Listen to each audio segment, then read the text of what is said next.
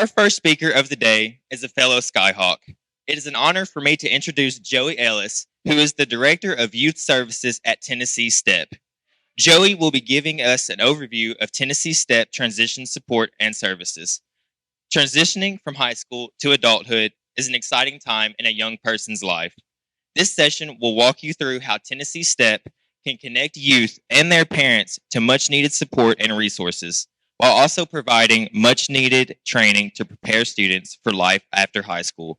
Here is a brief synopsis of Joey's biography. He joined TNSTEP in July of 2011 after teaching special education for 5 years. He has a bachelor's degree in special education from the University of Tennessee at Martin and also had an IEP growing up. Joey states that his parents started advocating for him at a young age and taught him to advocate for himself as he went through school. He is a former vocational rehabilitation client and has a passion for helping people realize their goals. Without further ado, please help me welcome Joey Ellis to Day at the Lake in Dyersburg, Tennessee. Fantastic. Thank you, everybody. Go Skyhawks. Let me just throw that out there. Graduated in 2006. It's always good to come back to this area. But as mentioned, what I'm going to be doing today, I've got 40 minutes to basically give you a 2-hour workshop. So it's going to be really fast. So you will probably have more questions after you view this than you did when you started, but you'll start to know what types of questions to start asking. Also, most of this presentation we do as a basic rights training. That's about a 2 to 3 hour training. We do that for free. I can set that up. All I need is a space and at least 5 parents. Okay. So if this intrigues you, please see me at the booth over there, get some more information, and we can set up a much more detailed training for you. Okay. All right. Go ahead and get started. So how many of you have heard of TNSTEP before? Hands. Okay, a few of you. TNSTEP is Tennessee's Parent Training and Information Center. We educate parents and youth on special education rights so that you can advocate for your child. We believe that parents are the best advocate for their child. So I get a lot of questions from parents about can I get an advocate? Okay. We don't necessarily advocate for you. We teach the process. Okay. So we've been doing this since 1989, and we cover the entire state. So I was just in Knoxville on Thursday doing this very presentation. Okay. So we cover if you move to a different part of the state, we can still serve you. Okay. The other cool thing about PTIs, there's at least one PTI in every state. So if you move to a different state, we can get you connected to a parent training information center. So who do we help? We work with birth through 26. So if you suspect that your child has a disability and may need special education services, or if they have a special health care need and may need services, we can help with that. Whether your child already has a diagnosis or not, or whether you suspect that they have a diagnosis, we can help with that as well. And it is free of charge. So there is no charge for any services that we offer to families. We help navigate special education laws. We do a lot of 504 and IEP review and assistance. So I can walk you through page for page what that IEP means and teach you how to read it and understand it. Okay. And really get you prepared for that IEP meeting or that 504 meeting. Because I have a lot of families that feel like when they go into those meetings, they feel like it's an us versus them, and it can be intimidating at times. So our goal is to really help you communicate with the IEP team or 504 team to get the best outcomes for your child. We do virtual and in-person workshops and trainings. This particular workshop is in much more detail on our archived webinars page. If you go to tnstep.org, go to the archived webinars, you can find a basic rights workshop, and you can Watch that in 24/7. We do referrals to other agencies. We do life after high school planning. Personally, I am the director of youth services. So we have our Step Up to the Plate Youth Council that we have just expanded, and we are always looking for new applicants for the next cycle. So if you have a youth 14 to, I would say, 14 to 22 that is interested in learning more about independent living skills and job skills and different things like that, we do meet monthly and we work on those types of skills. We do that virtually. Okay. We also, I can work one-to-one with students as well. And I also do go into like schools, and we have a full curriculum on life skills and independent living skills and job skills and things of that nature. We have a lot of training videos and webinars. We teach collaboration and communication. And then if you get on our mailing list, if you go to tnstep.org and get on our mailing list, you can get all the special education updates from the Department of Education. And this is just our basic contact information here. Okay. So what I'm going to do today is really briefly go through the 4 parts, or the 6 principles, I'm sorry, of IDEA, or the Individuals with Disabilities Education Act. Part A just goes through the law and addresses general provisions. Part B covers assistance for the education of children with disabilities aged 3 through 21, and that's 21 inclusive. So to give you an example of that, my first year teaching, I taught at Obion Central High School. Anybody go to Obion Central? Yeah, all right. My first year teaching, I went taught at Obion Central. Had a young man that turned 22 on August the 8th of that year, and we started school on August the 2nd. So because he was 21 at the start of the school year, he got to continue on into his 22nd year. Okay. Part C. Anybody have infants or toddlers in the room? Okay. Part C of IDEA covers early childhood, birth to 3, or Tennessee Early Intervention Services. And then Part D addresses national activities that improve the education of children with disabilities. This is the part that funds our work. Okay. Part D funds the work of parent and training information centers. Okay. What you see here is a list of all of the disability categories under the Individuals with Disabilities Education Act. If you see an asterisk beside a particular disability, that is Tennessee specific. So if you see an asterisk there, then you may not that may not be a category in a different state. Developmental delay is probably the most used. Developmental delay is used mainly for students that are below the age of 9, and in fact, you cannot have a developmental delay disability category past the age of 9. Okay. So first and foremost, every student is entitled to a free appropriate public education, or FAPE. And if you are in an IEP meeting, you will hear a lot of acronyms. Okay. If you don't know what one of those acronyms means, you can always ask your team. I will say, as a former special education teacher, sometimes we can get caught up in using a lot of those acronyms and not really know that not everybody knows those. But every student is entitled to that free appropriate public education, and that's different for every student. This is a basic flow chart of the eligibility process. Every school has a group of individuals who are designated as designated to identify students that may need special education services, and that is Child Find. The school can refer a student for special education services. The parent can refer a student for special education services. And the state can as well, but typically the state doesn't do that. Most of the time, it's going to be the school or the parent that refers a student for special education services. In all of those situations, you will get a written referral request.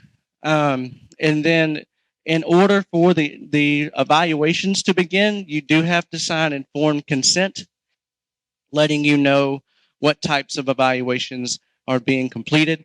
Typically, that's going to happen in a meeting. Okay, they're going to call you in to discuss the need for the evaluations and then determine what types of evaluations your child is going to be assessed. Once the evaluations are completed, they'll call you back into a meeting. They'll do an eligibility meeting to determine whether or not your child meets criteria for special education services in the state of Tennessee. And if the student does qualify, that is the point where we develop the IEP itself. Some of you may have already been through this process. Okay. The evaluations themselves have to be in the student's mode of communication. So if your child has, let's say, a communication device that they use to communicate, in order for them to do the evaluations, that communication device would need to be used. If you have a student that speaks a different language other than English, the evaluation needs to be done in that child's native language. The evaluations need to be more than just academic. I get a lot of parents that will say, well, I asked for an IEP, but my team said that because my child was passing or making good academic progress, that they didn't qualify. That's not necessarily the case. You may have a student that academically does really well, but they may have other needs that impact their education. Autism is a really big example of that, right? I've got a niece that academically is through the roof, but socially she struggled in school, right? But she's made a lot of progress, and she's now at Austin P, and she finished her first year with a 4.0. So I'm a little proud of that. So, and then we got all of the areas that are addressed in the evaluation: health, vision, hearing, social emotional status, general intelligence, academic performance, communicative status, and motor abilities. Okay. Thirdly, the individualized education plan or program. First and foremost, I get a lot of families that maybe you're in a car rider line and a teacher comes up to you and says, we need a meeting on a Tuesday, and it's like Monday afternoon. Anybody ever had that happen to them? Okay. If a school if the parent calls a meeting, the school has to have that meeting no later than 10 school days from written request. And if the school calls a meeting, they have to give the parent at least 10 days notice for the meeting. This is so that you can plan, so that you can get off work, so that you can understand what the meeting is going to be about. And the invitation to the meeting needs to have the purpose of the meeting, who's going to be in attendance, and the date and the time. So if that does happen to you, where the team is calling me a meeting, 2 days, past when they're requesting it, you can just say, can you give me my invitation to the meeting with the purposes of the meeting and who will be in attendance? That will help you plan. Okay. The IEP team, you've got your core members.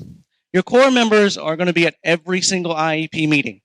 If you don't have these individuals in the meeting, you can say, when can we reconvene when everyone is present? So these individuals would be the parent, at least one parent of the child, a regular education teacher of the child. That means it needs to be a regular education teacher that actually works with your child.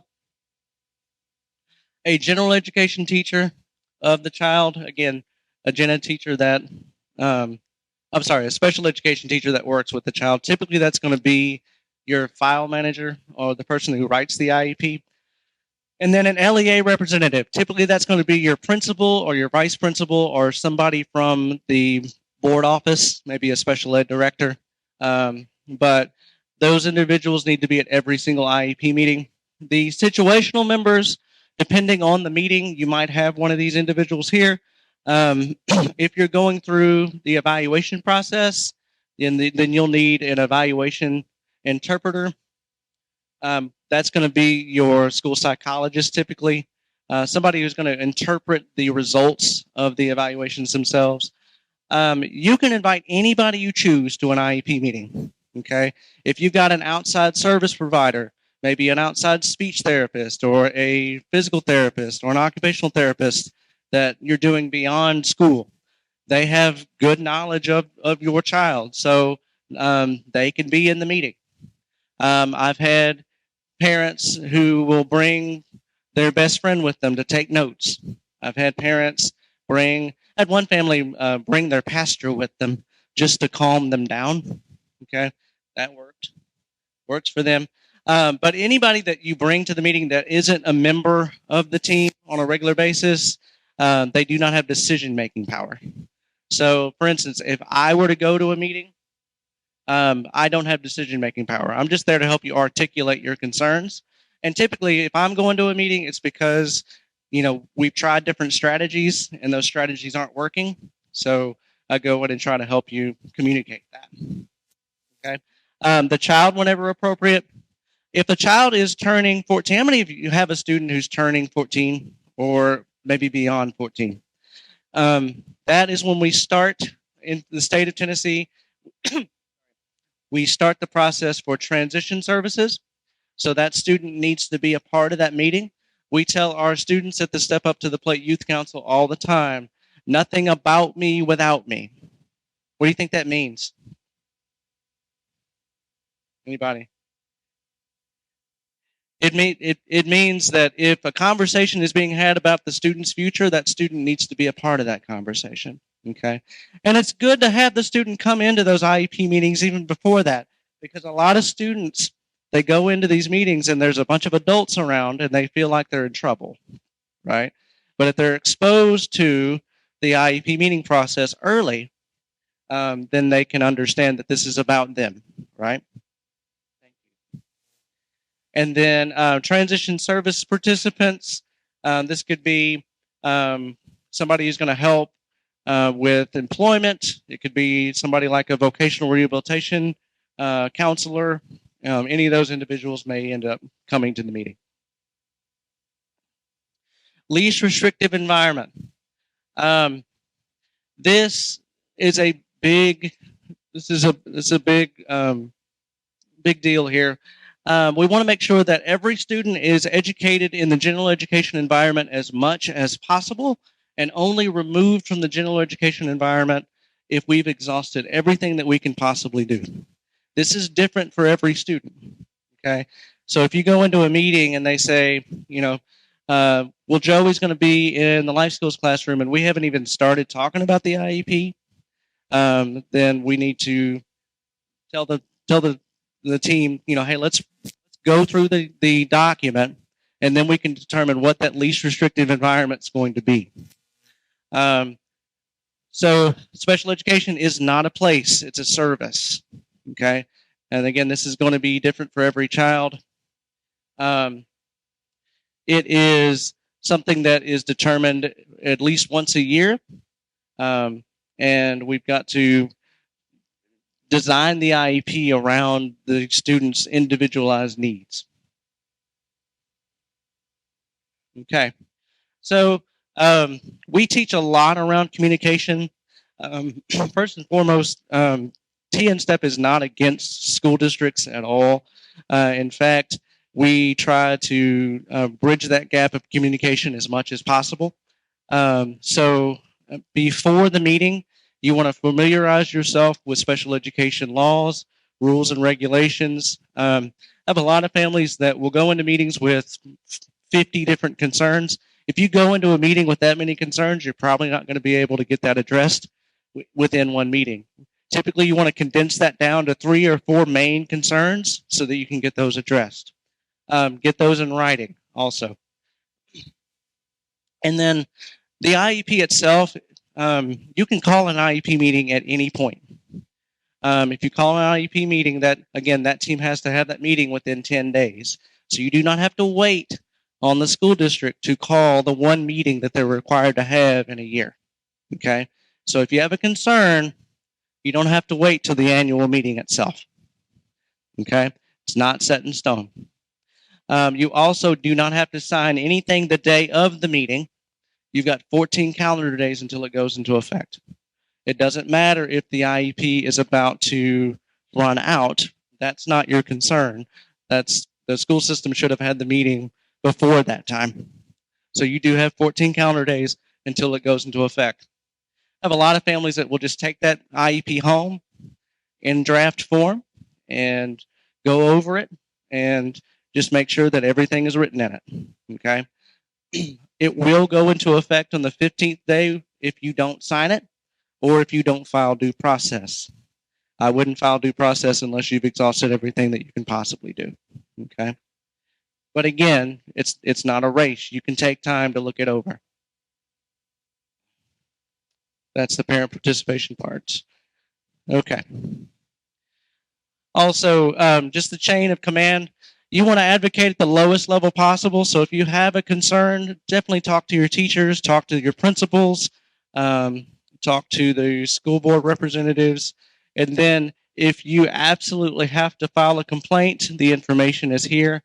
You can file a complaint with the state, administrative complaints, or if you have to file due process, all of that is listed there. And if you have questions about this, I know this is fast. I can walk you through it for sure.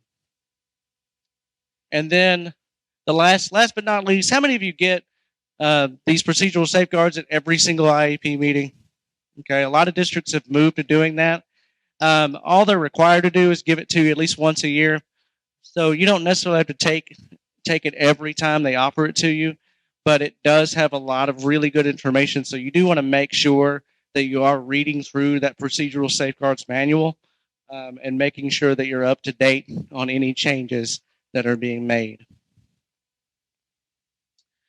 Lastly, on this part of it, again, parents and caregivers, you know your child the best. You are their best advocate, and we're here to help you understand your rights so that you can become your child's best advocate.